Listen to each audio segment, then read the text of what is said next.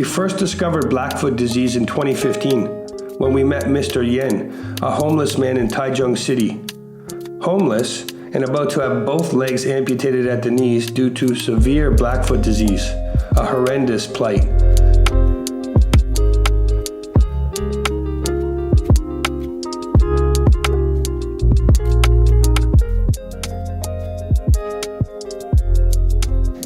It's a tiny town with a significant history that's simultaneously dark and disturbing, but also beautiful and compassionate. So we're gonna meet Mary Wong, and she's gonna tell us a story about this place.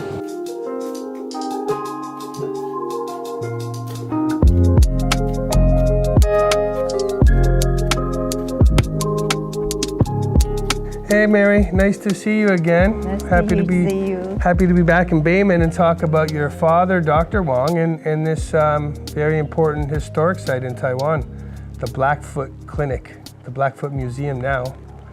So, how long was your father treating the Blackfoot patients? 我父亲就勇敢地接下了这个任务，一做就是24年的时间。So 24 years, and how old was Dr. Wong when he retired? 他到82岁才退休。82. So he must have been quite happy. He found purpose in helping these people. 事实上是这样子的，王医师他做24年为这些乌脚病的病人付出医疗照顾陪伴他们，说不辛苦那是那并不是事实哈，因为在这个医院最多的时候住院的病人有80几个，然后每天下午还要看门诊，看完门诊每天要查病房，每个礼拜4要开刀。所以非常的一个繁忙，但是王医师能够帮助这些的病人，解除他们的病痛，让这些人可以有信心的活下来，是王医师内心最快乐的事情。能够帮助这些人内心所得到的安慰和快乐，让王医师忘了所有的疲惫，在他的记忆里面就是快乐。Blackfoot disease has no cure. The blood vessels are severely damaged, leading to gangrene and amputation. It mostly infects the legs and feet, but can also infect the hands. Around 30% of patients had amputation a second time. Arsenic poisoning was the cause. In Taiwan, contaminated water used for drinking, food preparation, and irrigation caused over 2,000 cases of this disease.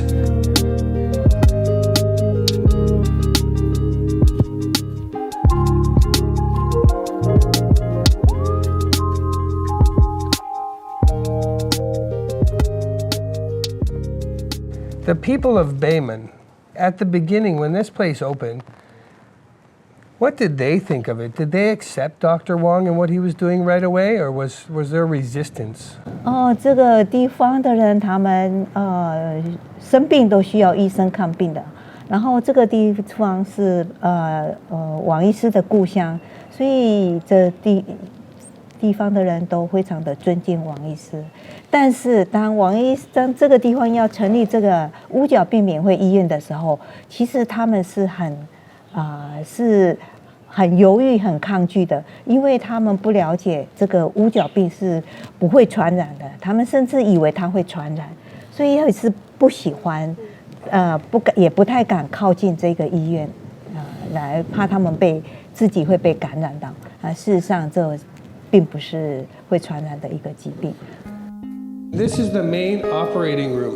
Right here we have a surgical lamp that was donated by an American surgeon who had been retiring and heard about this epidemic here in Taiwan and sent it here. It was considered high-tech at the time. Over here we have some of the tools which look like a lot like the tools that you might see in a toolbox. This is a saw. And over here we have a mask. If some people got local anesthetic, if they got general anesthetic where they would be put to sleep, that would be the mask they would wear. And this is interesting. This is obviously a table for pregnant women giving birth.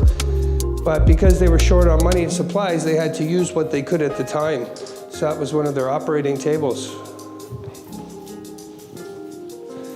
Another piece of equipment they were short on were wheelchairs. So in addition to crutches, which we still use today, they use these little stools.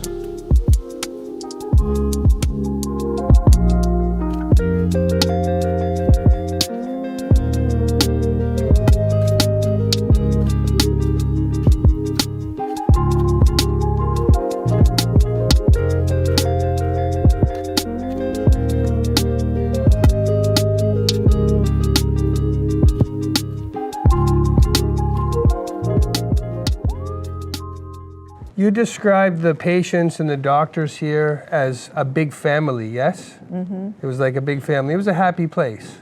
People had hope here.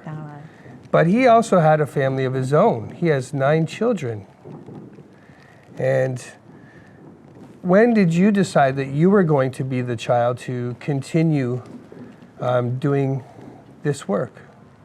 事实上，我妈妈是把家庭、把孩子的事情照顾得很好，让我的爸爸不用去担心家里的事情，让他全部的一个精神跟时间都可以好好的去医治这些病人啊，甚至为了病人截肢之后解除他的病痛之后的生活设想，因为有些的病人很穷啊，他病好了，他回家去，他也是没有家人可以照顾他们啊，有些时候就变成家里的人要去田里工作以前，就把他们带到庙的附近去当乞丐啊，去那边请人家给他钱啊，这样。王医师看到这个情形啊，是很难过。他说：“我的这些这么关心的病人医好了，他没有任何的选择，他只能当乞丐。所以他就想，哎呀，我来想办法让他们有工作做。他们没有脚还有手啊，所以王医师就想，哎呀，在医院的旁边，做一个 factory， 做一个工厂让他们教他们怎么织草席，做手工艺品。”他们只需要用手来工作就可以，然后把他们做的成品拿到都市去卖，然后卖的钱花给他们，让他们有赚钱，能够赚钱啊。这样当他家人有时候来医院看望他们的乌脚病的亲人的时候，哇，这些病人还可以把他赚的钱拿给家人当他们的生活费，让他觉得他自己也有人的一个尊严啊，所以。这个医院的病人啊，通常在医院都住很久，5-6年，住5-6年才回家的。